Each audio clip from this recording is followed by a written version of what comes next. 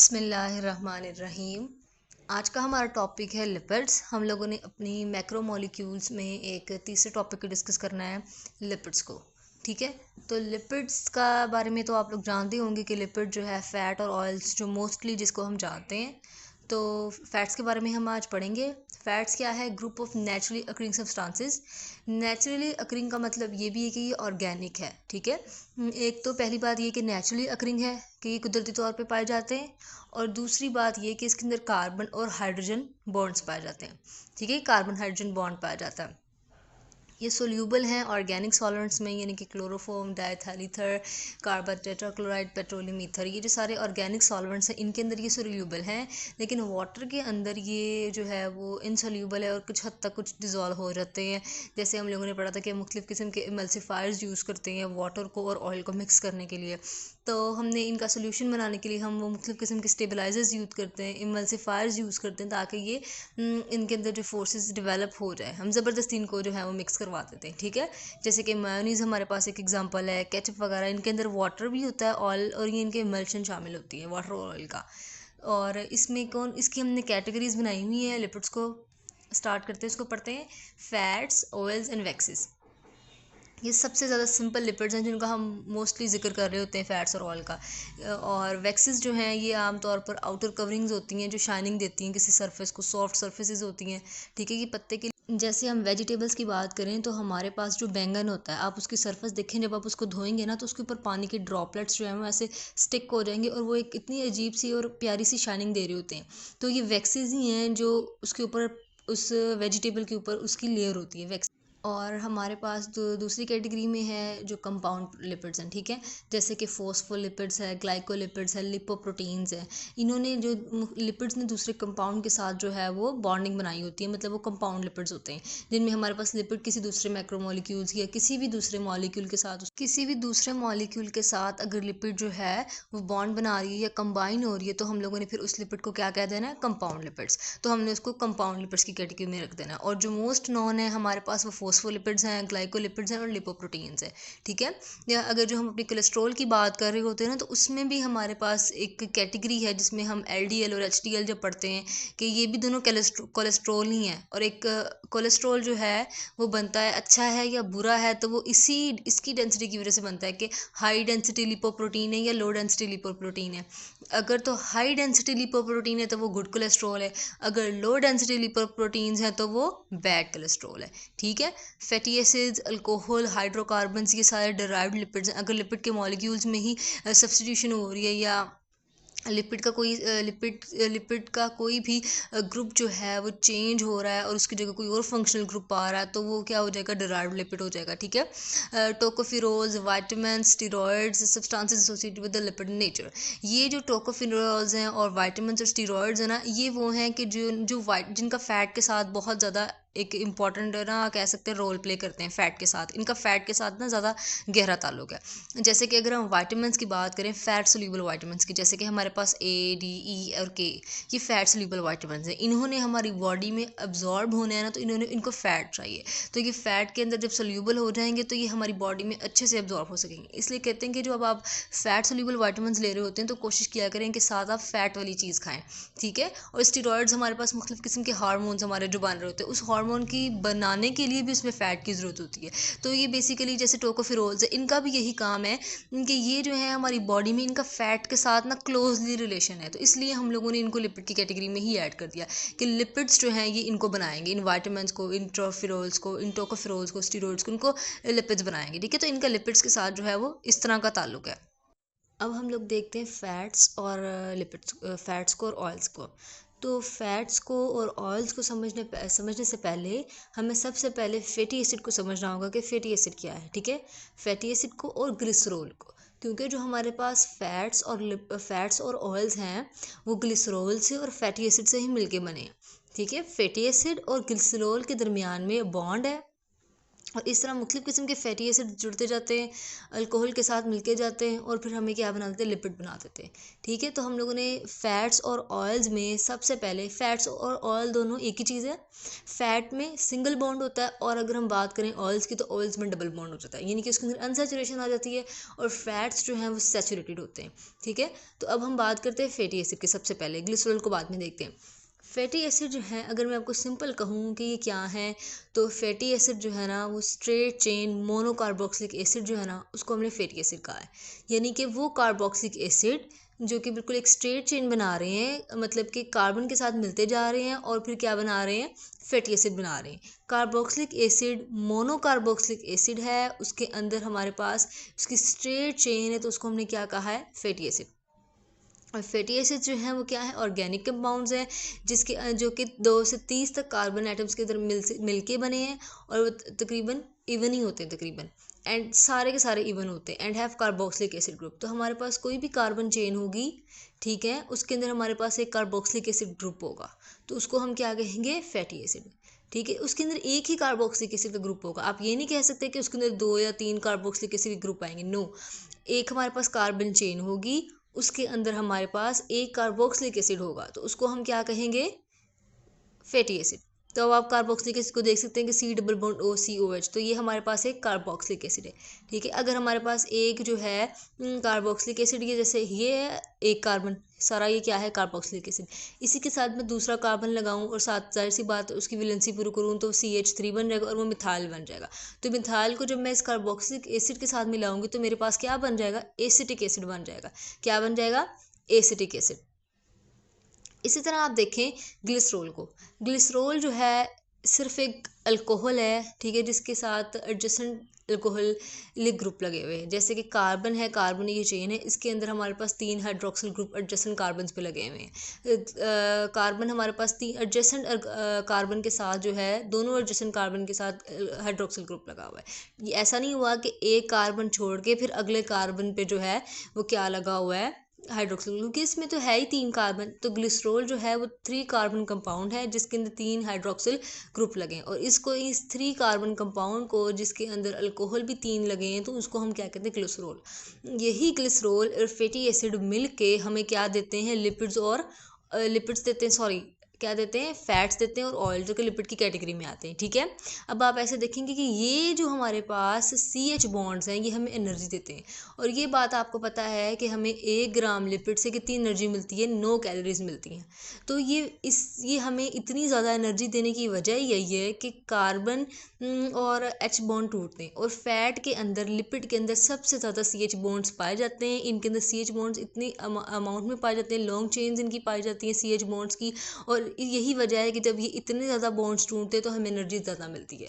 तो in short कि हमें एनर्जी लिपिड से ज़्यादा क्यों मिलती है, क्योंकि इसके अंदर CH बॉन्ड्स ज़्यादा पाए जाते हैं, इसलिए हमें इससे एनर्जी ज़्यादा मिलती है। ठीक है, fatty acids is nothing but just aliphatic, यानी कि स्ट्रेट चेन। एलिफेटिक को क्या कहते हैं, स्ट्रेट चेन। तो स्ट्रेट चेन मोनोकार्बोक्सिलिक एसिड को हम क्या कहते हैं, फैटी एसिड। ठीक हो गया। और ये बात आपने लाजमी याद रखनी है कि फैटी एसिड एक एसिड है, लेकिन ये हमेशा OH देता है। जब ये रिएक्शन करता है किसी के साथ तो इसने हमेशा अपना OH ब्रेक करना होता है, OH हाइड्रोक्सिल ग्रुप हमेशा उसने देना होता है, H ये नहीं देता, क्योंकि ये एक वीक एसिड है, तो ये इतना ज़्यादा कोई स्ट्रॉन्ग एसिड नहीं है। और हमेशा फैटी एसिड जो है वो इवन नंबर में पाए जाएंगे। आपको कभी कार्बन 3 वाला फैटी एसिड नहीं मिलेगा, आपको कभी कार्बन 5 वाला फैटी एसिड नहीं मिलेगा, आपको हमेशा फैटी एसिड इवन नंबर्स में मिलेंगे। ठीक हो गया। हम लोग अगर लिपिड्स में फ़ैट्स और ऑयल्स की बात करें तो ये एस्टर्स होते हैं। क्यों एस्टर्स होते हैं, क्योंकि इनके अंदर एक एसिड है और एक अल्कोहल है। तो हमारे पास वो कंपाउंड जो एसिड और अल्कोहल के मिलने से बनता है उसको क्या कहते हैं, एस्टर। ठीक है, ये ईस्टर नहीं है, ये एस्टर है, क्योंकि इनके दरमियान में क्या होता है, एस्टर बॉन्ड होता है। अब आप एग्जांपल देखें तो हमारे पास एक कार्बोक्सिलिक एसिड है, ठीक है, यानी कि ये एक फैटी एसिड है। ठीक है ना, क्योंकि हमारे पास एक इसके अंदर कार्बोक्सिलिक एसिड ग्रुप लगा हुआ है, साथ हमारे पास एक कार्बन है, तो ये 2 कार्बन वाला फैटी एसिड है। ठीक है, सबसे शॉर्ट फैटी एसिड हमारे पास ये 2 कार्बन वाला है, ये सबसे पहला फैटी एसिड है। ठीक है, क्योंकि इसके अंदर हमारे पास एक मिथाइल ग्रुप लगा हुआ है और एक कार्बोक्सिलिक एसिड ग्रुप लगा हुआ है। तो ये हमारे पास एक फैटी एसिड है और दूसरे पे हमारे पास एक अल्कोहल है, एक जो है हमारे पास सिंपल एक अल्कोहल है। ये हम मेरे पास जो है वो ग्लिसरॉल नहीं है, सिंपल क्या है, अल्कोहल है।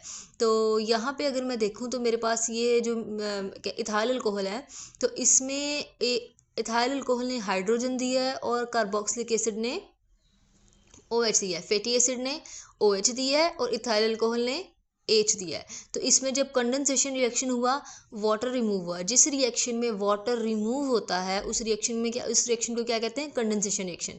ठीक है, तो ये दोनों जब मिले हैं तो हमारे पास एक बॉन्ड बन गया है जिसमें हमारे पास O आ रहा है, दोनों कार्बन के दरमियान में एक ऑक्सीजन लगा हुआ है, तो ये क्या है, एस्टर बॉन्ड। और ये फैटी एसिड है और साथ वाला अल्कोहल है, तो ये हमारे पास पूरा क्या बन गया, एस्टर। ठीक है, लेकिन अगर हमारे पास इस अल्कोहल की जगह क्या होगा, वो वाला हमारे पास अल्कोहल हो जिसमें 3 हाइड्रोक्सिल ग्रुप है, यानी कि हमारे पास ग्लिसरॉल हो। इस इथाइल अल्कोहल की जगह पे अगर मेरे पास ग्लिसरॉल होता तो फिर मेरे पास क्या बन जाना था, एक लिपिड की चेन बननी स्टार्ट हो जानी थी। ठीक है, मतलब एक फैट की या ऑयल की लेयर बननी स्टार्ट हो जानी थी। तो ये एक एस्टर है जिसके बारे में हम डिस्कस करेंगे आगे। तो अब आपने चीज़ें पहले पढ़ ली हैं ताकि आपको जब आप अपनी डेफिनेशन पढ़ेंगे फैट ऑयल की तो इसमें आपको आसानी होगी। आप इस चेन में देख सकते हैं, आप मैंने मुख्तलिफ़ किस्म के यहाँ पे लिखे हुए हैं फैटी एसिड। तो आप सबसे पहला देखें ज़रा स्टेरिक एसिड, ये एक सैचुरेटेड फैटी एसिड है। ठीक है, तो आप इसकी कार्बन चेन देखें कितनी ज़्यादा लंबी है, और सिर्फ लास्ट पे ये जो मैंने रेड ऑक्सीजन वाले 2 बॉब है, तो देखिए ये आपके पास कार्बोक्सिलिक एसिड है। तो कार्बोक्सिलिक एसिड सिर्फ ये एक है, बाकी सारी कार्बन चेन चल रही है। तो ये कितने कार्बन कंपाउंड है, ये 1 2 3 4 5 6 7 8 9 10 11 12 13 14 15 16 17 18। तो ये 18 कार्बन हमारे पास क्या है, 18 कार्बन वाला फैटी एसिड है। ठीक है, जिसमें एक कार्बन जो है हमारे पास वो किसका है, कार्बोक्सिलिक एसिड का। तो ये कितनी लंबी हमारे पास इस तरह चेन्स बनती जाती हैं, फैट और ऑयल बनता जाता है। लेकिन अगर इसके अंदर अनसैचुरेशन आ जाती है, वो ऑयल की तरफ चली जाती है बात। ठीक है, अगर उसके अंदर डबल बॉन्ड एक है पूरे फैटी एसिड के अंदर तो फिर वो मोनो अनसैचुरेटेड होगा, क्योंकि उसके अंदर एक हमारे पास डबल बॉन्ड है, इसलिए क्योंकि ये मोनो अनसैचुरेटेड कहलाएगा। तो हम इसको इंशाल्लाह आगे डिस्कस करेंगे कि इसेंशियल क्या है, नॉन इसेंशियल क्या है। अभी के लिए इतना ही, इंशाल्लाह आगे हम इसको डिस्कस करेंगे। सिंपल लिपिड्स में हमारे पास फैट्स एंड ऑयल्स आते हैं, और फैट्स जो हैं वो सॉलिड होते हैं रूम टेम्परेचर पे। ठीक है, और इसके अंदर तकरीबन 2 से 3 सैचुरेटेड फैटी एसिड्स होते हैं, किसके साथ, ग्लिसरॉल के साथ। ठीक हो गया। ऑयल्स जो हैं वो लिक्विड होते हैं रूम टेम्परेचर पे, और एटलीस्ट इनके अंदर 1 तक अनसैचुरेटेड फैटी एसिड पाया जाता है ग्लिसरॉल के मॉलिक्यूल के साथ। तो आप देखेंगे कि हमारे पास जो फैट बन रहा है और जो ऑयल बन रहा है, इसमें हमारे पास 2 ही चीज़ें आ रही है, ग्लिसरॉल आ रहा है और फैटी एसिड। फैटी एसिड के और ग्लिसरॉल के मिलने से, कंबाइन होने से हमारे पास क्या बन रहा है, फैट और ऑयल बन रहे हैं। अगर तो फैटी एसिड के अंदर डबल बॉन्ड आ जाएगा तो हम उसको क्या कहेंगे, अनसैचुरेटेड फैटी एसिड। अगर तो उसके अंदर सिंगल है तो वो सैचुरेटेड। ठीक हो गया, ग्लिसरॉल के अंदर तो ऑलरेडी डबल बॉन्ड है, तो हमने इसमें अनसैचुरेशन की बात नहीं करनी। ठीक हो गया, तो हम लोग किस अनसैचुरेशन जो है वो डिसाइड ऑयल करता है, और अनसैचुरेशन डबल बॉन्ड करता है। ऑयल की अनसैचुरेशन जितनी ज़्यादा होगी, जितने उसके अंदर डबल बॉन्ड ज़्यादा होंगे, तो उसकी अनसैचुरेशन जो है वो ज़्यादा होती जाएगी। ठीक है, और अगर हम वैसे बात करें कि फ़ैट्स और ऑयल में, तो तकरीबन फ़ैट है ना, तो फ़ैट के अंदर ज़रूरी नहीं है कि सिर्फ और सिर्फ सैचुरेटेड ही होंगे, उसके अंदर अनसैचुरेशन भी होगी, लेकिन वो इतनी ज़्यादा नहीं होगी जितनी कि सैचुरेशन होगी। और ऑयल्स की यही बात है कि ऑयल्स के अंदर नो डाउट कि उसके अंदर अनसैचुरेशन होती है, डोमिनेंट होती है, अनसैचुरेशन डोमिनेंट होती है। लेकिन ये नहीं है कि इसके अंदर सैचुरेटेड कंपाउंड या सैचुरेटेड फैटी एसिड बिल्कुल नहीं होंगे, सैचुरेटेड फैटी एसिड भी होंगे, लेकिन ज़्यादा कौन से होंगे, अनसैचुरेटेड। क्योंकि जब डोमिनेंट जो चीज़ होती है, जो चीज़ डोमिनेंसी पे होती है, जो चीज़ डोमिनेंट होती है, हम उसी को डिस्कस करते हैं या उसी को हम बात करते हैं। ठीक है, तो chemically asters of fatty acids with glycerol and mixtures of. तो फैटी एसिड और ग्लिसरॉल जो है वो क्या है, एस्टर्स हैं, और ये फैटी एसिड और जो ग्लिसरॉल के मिलने से हमारे पास फैट्स और ऑयल्स बनते हैं, और ये दीज आर एस्टर्स हैं, उसके एस्टर बॉन्ड है क्योंकि इनके दरमियान। तो हम लोग देखते हैं कि मोनोग्लिसराइड्स क्या हैं। तो अगर हम लोगों ने जैसे पहले डिस्कस किया था कि एस्टर जो है वो तब बनता है जब हमारे पास कोई एसिड और अल्कोहल रिएक्शन करते हैं। अगर हमारे पास फैटी एसिड हो और हमारे पास ग्लिसरॉल हो, तो इनके मिलने से क्या बनेगा, ग्लिसराइड बनेगा। ठीक है, इन दोनों के मिलने से हमारे पास क्या कंपाउंड बनेगा, ग्लिसराइड बनेगा। अगर हमारे पास एक क्या है, फैटी एसिड है और दूसरा हमारे पास ग्लिसरॉल है, तो हमारे पास जो कंपाउंड बनेगा इन दोनों के मिलने से तो क्या बनेगा, ग्लिसराइड बनेगा। और वो ग्लिसराइड मोनोग्लिसराइड तब कहलाएगा जब उसके अंदर एक मॉलिक्यूल फैटी एसिड का होगा और एक ही मॉलिक्यूल ग्लिसरॉल का होगा। लेकिन अगर फैटी एसिड्स दो होंगे और ग्लिसरॉल का मॉलिक्यूल एक होगा तो उसको क्या कहेंगे, डाइग्लिसराइड। और अगर फैटी एसिड के 3 मॉलिक्यूल होंगे और ग्लिसरॉल का एक, तो वो क्या कहलाएगा, ट्राइग्लिसराइड्स। वैसे जो हमारा फैट्स और ऑयल्स में जो बहुत ज़्यादा वास्ता पड़ता है ना, वो ट्राइग्लिसराइड से पड़ता है। ठीक है, तो जो बहुत ज़्यादा हमारे पास फैट्स और ऑयल्स हैं वो मेनली जो हैं वो ज़्यादातर क्या होते हैं, ट्राइग्लिसराइड्स की फॉर्म में मौजूद होते हैं। और हमारे पास कुछ शॉर्ट चेन फैटी एसिड्स होते हैं, यानी कि जिसमें कार्बन चेन इतनी लंबी नहीं होती। फैटी एसिड दैट कंटेन 8 और less than 8 carbon atoms in their structure. अगर तो उनके अंदर 8 कार्बन एटम्स पाए जा रहे हैं ना, तो वो किसकी कैटेगरी में आएंगे, शॉर्ट चेन फैटी एसिड की कैटेगरी में।